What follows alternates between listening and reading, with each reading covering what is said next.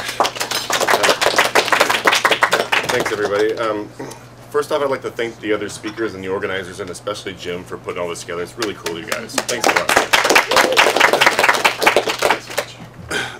So I'd like to first go back to the initial question that we started with, what is skepticism, and talk about that for a little bit, and then briefly talk about a new sort of argument for skepticism.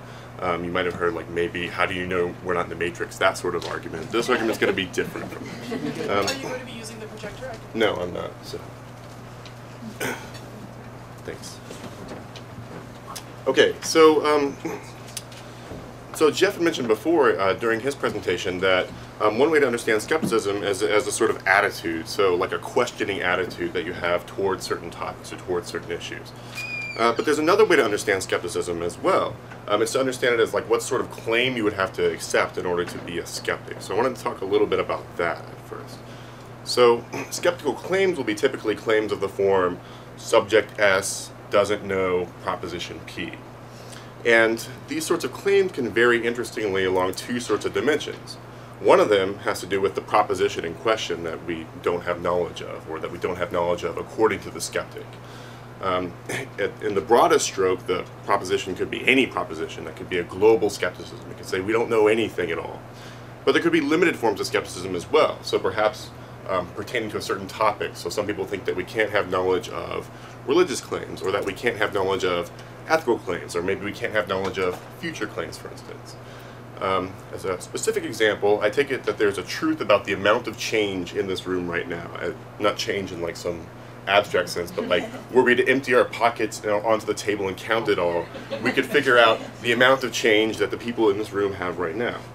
Now, I take it that none of us knows what that amount is, so in a very limited way, all of us should be at least limited skeptics, because there's this true proposition concerning the amount of change that's in the room right now, and none of us do know it.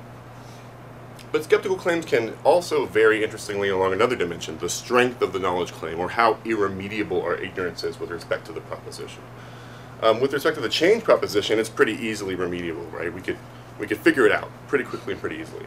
So the weakest sort of claim, a skeptical claim, is one that just says, we in fact don't know. But that doesn't imply anything about whether or not we can know, or it's within our kin to know, or anything like that. A stronger sort of claim would say, it's beyond our kin to be able to know, so we are not capable of knowing.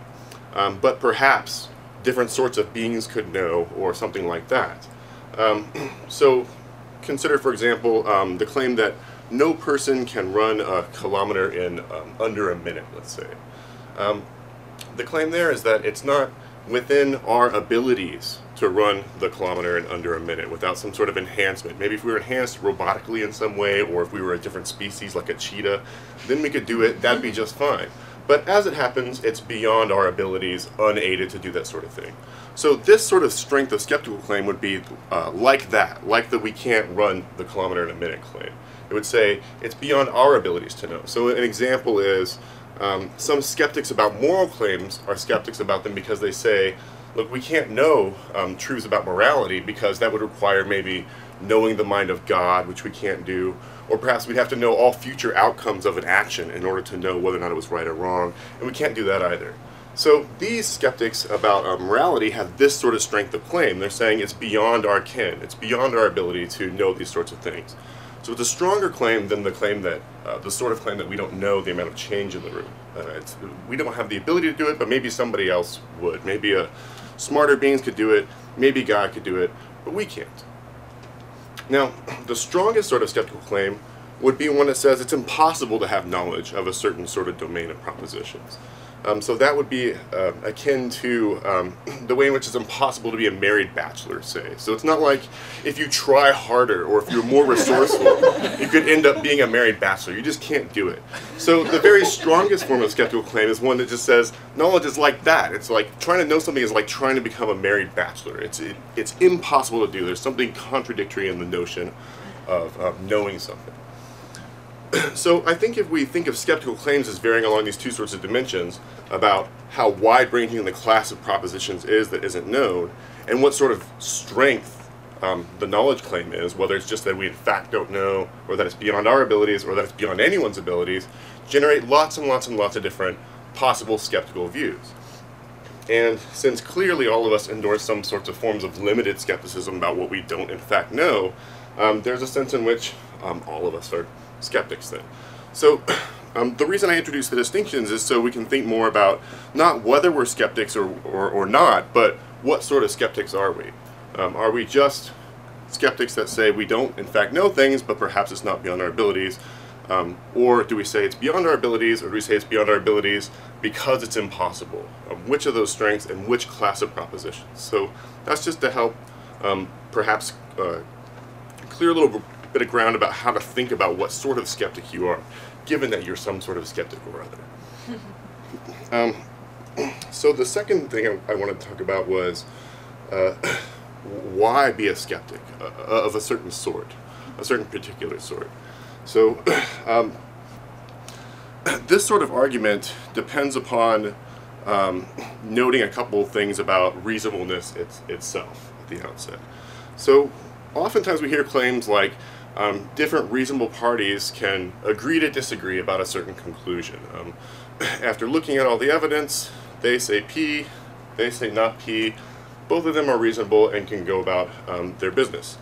I think that that's actually not true. I don't think it's possible for you to reasonably disagree under certain circumstances. So to get at what the thought's supposed to be, think about what it takes to be reasonable in the first place.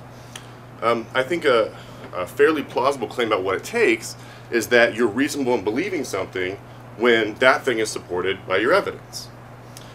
And now the question is going to be figuring out whether or not your evidence supports the particular thing you believe, right? So it's not just a matter of having your evidence support it, but it's that you're able to recognize that that's what your evidence supports and believe it on that basis. So if that's roughly what it takes to have a reasonable belief, then suppose you sit down with someone who disagrees with you and you share all of your evidence. Then you have the same body of evidence that's either supporting your view or supporting the view of your opponent. Now, if you and your opponent are equally smart, you're equally good at figuring out which proposition is the one that's supported by the evidence. So to take a concrete example, I assume the room is not bursting with theists. So suppose we were to find, as we certainly can do, an expert about theistic arguments, an expert about arguments for and against the existence of God, let's say. And we were to bring this person in. There's no question about their smartness. They're an expert. They're smart. And then we discuss with them. We say, look, these are my reasons for believing God doesn't exist. And they say, well, these are my reasons for believing God does exist. And so on and so forth. At the end of this big discussion, we share the same body of evidence. If we don't leave anything out, if you don't hold anything back, the same bits of evidence are on the table. And it'll either be the case that that evidence supports the belief that God exists, or it doesn't support that. Now, under the assumption that you're as smart as the expert that you brought in to discuss the issue of God with, if the expert still, at the end of the day, says, this evidence supports belief in God, and you say, this evidence does not support belief in God, then think about the recipe here. The recipe says, it's evidence plus figuring out what your evidence supports. If we share the evidence, and if we admit that the expert is as smart as we are, then we know somebody's going wrong here. Either you're wrong about what the evidence supports, or your opponent's wrong about what the evidence supports. But if we agree we have the same evidence, and we come to different conclusions about what it supports, then it means one of us is going wrong, and if they're as smart, we have no way of telling whether it's us that's screwing up or it's them that's screwing up.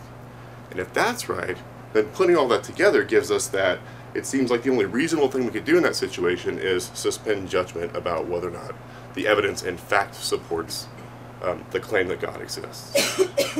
So it seems like even with beliefs that we might initially be hostile to, maybe all of us in this room are hostile to it, like the claim that God exists, let's say. Perhaps if we're going to be serious about what reasonableness requires, if we could be in the situation where we share our evidence and an expert disagrees with us who's at least as smart as us about it, then perhaps the only reasonable attitude would be to suspend judgment about even a belief like whether or not God exists. Thanks.